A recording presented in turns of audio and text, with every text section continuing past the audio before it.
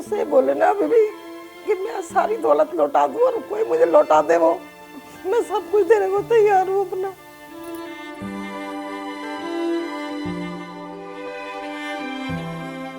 जब बेटा ही ना रहे तो दुनिया की हर दौलत मिट्टी हो जाती है।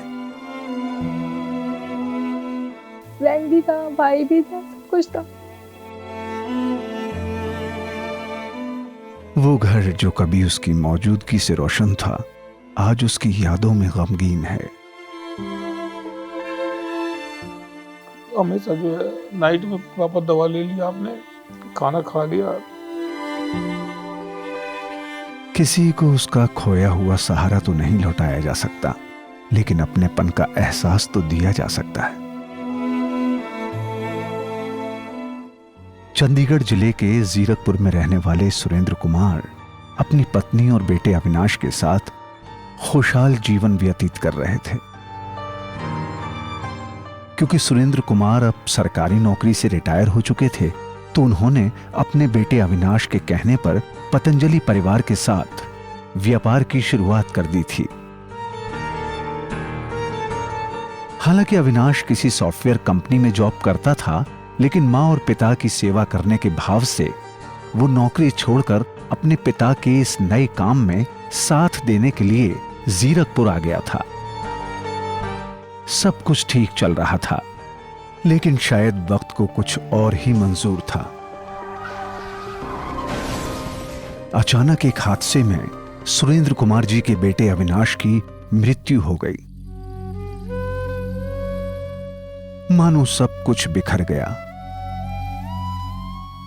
एक जवान बेटे की मौत का बोझ पिता के लिए इस दुनिया में सबसे ज्यादा दर्द होता है।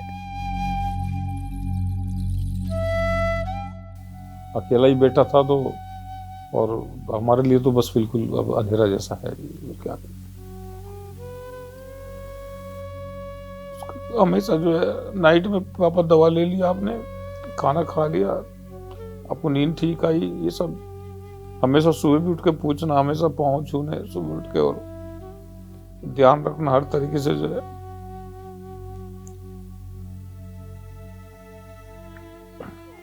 सुरेंद्र कुमार और उनकी पत्नी इस गहरे सदमे से पूरी तरह टूट गए थे, क्योंकि उनका बेटा अविनाश न केवल दोनों का बहुत ख्याल रखता था, बल्कि उनके बुढ़ापे का वही सहारा था।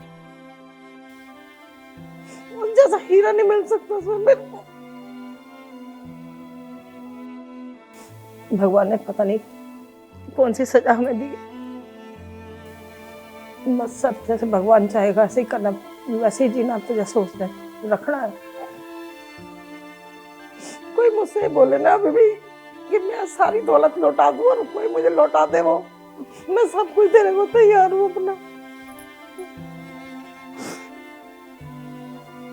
असहनीय था, मगर सत्य यही था कि अपनी दोनों बहनों पर जान छिड़कने वाला उनका चहीता भाई अविनाश अब इस दुनिया से जा चुका था।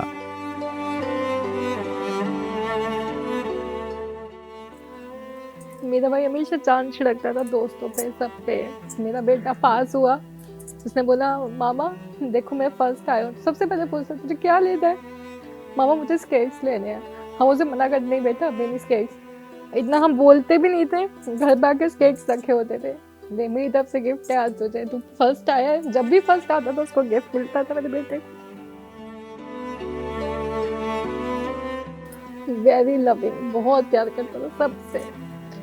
चाहे किसी को कहीं भी कुछ प्रॉब्लम हो, चाहे उसके दोस्तों को कहीं भी, जान छिड़कता था। आधी रात को वहाँ पहुंच जाता था, किसी को ट्रबल में नहीं देख सकता था कभी भी।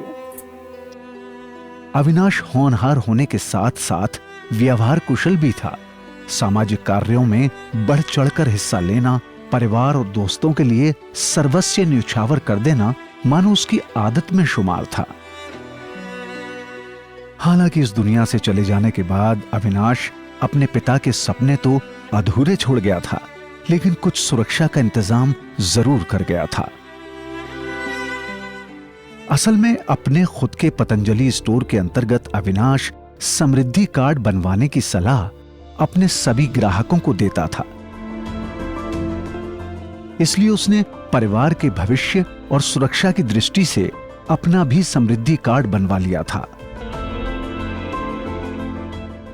पूरे परिवार का, अपने मित्रों का, जो भी अपने जानकार थे, सभी के हमने जो है समृद्धि कार्ड बनवाए थे। उसमें क्योंकि एक इंश्योरेंस का भी कवर रहता है, अगर किसी की एक्सीडेंट में डेथ हो जाए तो अब ये है कि आपके इसकी वजह से जो हमें मतलब सहायता मिली है इंश्योरेंस की, तो उसकी वजह से जो उसके आगे की जो भी प्लानिंग थी और जो उसकी अपनी विचारधारा थी, तो उसको हम और अच्छे तरीके से चला सकते हैं। तो ये है कि इससे पतंजलि का कार्य हम उसको आगे सुचारू रूप से चला सकते हैं। ये उसका सपना भी था और हम चाहते हैं कि उसको पूरा करें।